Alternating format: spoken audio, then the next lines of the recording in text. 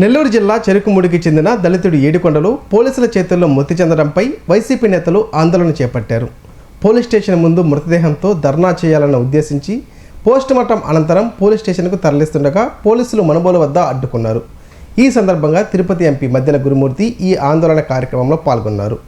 మద్దెల గురుమూర్తితో మా ఛానల్ 9 ప్రతినిధి Jayaraj face to face. Manubolu పోలీసుల దాష్టికానికి ఒక దళితుడు బలయ్యాడు. ఓ దళితుడికి సంఘీభావంగా తిరుపతి ఎంపీ మద్దెల గురుమూర్తి ఈ సంఘటనా స్థలాన్ని చేరుకున్నారు. స్థానికులను విచారించారు. అదేవిధంగా బాధితుల కుటుంబానికి బాసటగా నిలిచారు. ఎలాంటి హామీలు దొరికాయి, ఏం చెప్పారు, ఇక్కడ ధర్నాలో కూడా పాల్గొన్నారు. నేషనల్ హైవే ఆపడం అంటే చిన్న విషయం కాదు. అయితే నేషనల్ హైవేని కూడా ఆపి మా డిమాండ్లు పరిష్కరించుకోవాలని చెప్పారు. అయితే ఈ డిమాండ్లు ఏంటి, ఏం పరిష్కరించారో ఒకసారి ఎంపీ గారిని మనం అడిగి తెలుసుకున్నాం. ఆంధ్ర రాష్ట్రంలో రోజు రోజుకి లా అండ్ ఆర్డర్ అనేది పూర్తిగా దారుణమైన స్థితికి చేరుకుంది. దానిలో భాగంగానే ఎటు చూసినా కూడా దళితుల మీద దాడులు అనేవి విపరీతంగా పెరిగిపోయినాయి.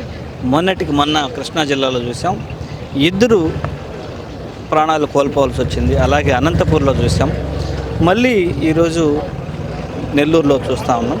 విచారణ పేరుతో తీసుకొచ్చి విపరీతంగా కొట్టడం, చట్టాన్ని చేతిలో తీసుకోవడం కార్యక్రమంలో ఆయన చనిపోవడం జరిగింది.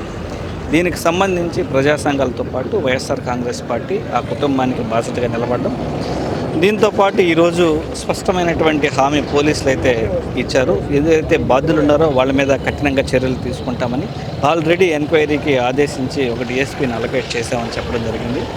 దీనితో పాటు ఆ కుటుంబానికి ₹1 కోటి నష్టపరిహారం ఇవ్వాలని కోరడం జరిగింది. ఎందుకంటే పేదలకు ఎప్పుడు ఇలాంటి సంఘటన జరిగినా కూడా మాజీ ముఖ్యమంత్రి వర్యులు వైఎస్ జగన్మోహన్ రెడ్డి గారు ఖచ్చితంగా ₹1 కోటి నష్టపరిహారం అందచేయాలని ప్రతి సందర్భంలో ఆయన చెప్తూనే ఉంటారు. సో ఆ ప్రకారం ₹1 కోటి కోరడం జరిగింది.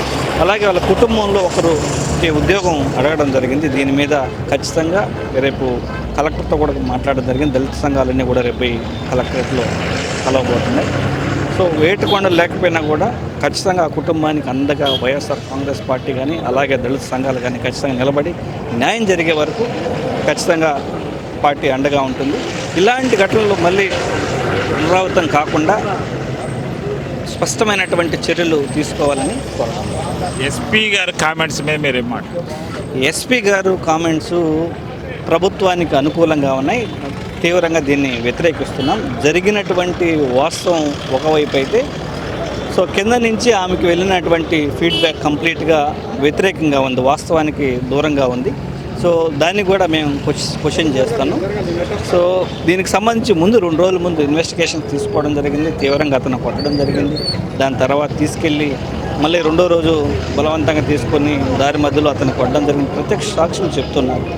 దాంతోపాటు ఉన్నటువంటి ఇతర ముద్దాయిలు చెప్తూ ఉన్నారు. సో పోలీస్ స్టేషన్ ముందు అతని ముఖం మీద నీళ్లు చాడడం, అతను కళ్ళు తెరవడం, అతను బతికే ఉన్నాడు అనడం, మళ్ళీ కార్లో తీసుకెళ్ళి మళ్ళీ కొట్టడం, తీవ్రంగా చనిపోయినాడని తెలుసుకున్న తర్వాత హాస్పిటల్లో చేర్చడం జరిగింది. అలాగే పోస్ట్ మార్టం కూడా ఎక్స్పర్ట్స్ చేత చేయించాలని, వీడియోగ్రాఫ్ చేయాలని వైఎస్ఆర్ కాంగ్రెస్ పార్టీ డిమాండ్ చేయడం జరిగింది. దీని మీద నెల్లూరు జిల్లా అధ్యక్షులు కాకాని గోవర్ధన్ రెడ్డి గారు దీని మీద బలంగా కూర్చొని చేయడం జరిగింది. సో వైఎస్ఆర్ కాంగ్రెస్ పార్టీకి సంబంధించినటువంటి యంత్రాంగం మొత్తం బాధిత కుటుంబానికి అండగా ఉంటుంది. సో ఇది ఇక్కడ పరిస్థితి. ప్రస్తుతం అయితే ఎంపీ మద్దెల గురుమూర్తి ఈ సంఘటనా స్థలానికి చేరుకొని ఈ సంఘటనా స్థలంలో అయితే ఇక్కడ వారికి సంఘీభావం తెలిపారు. సంఘీభావం తెలిపి ఇక్కడ వారికి మద్దతు తెలిపి పోలీసులకు వాళ్ళ డిమాండ్లు ఏందో మాట్లాడి డిమాండ్లు పరిష్కరించామని చెప్తున్నారు. కెమెరామ్యాన్ జోషితో జయరాజ్, మనుబోలు నేషనల్ హైవే నుంచి.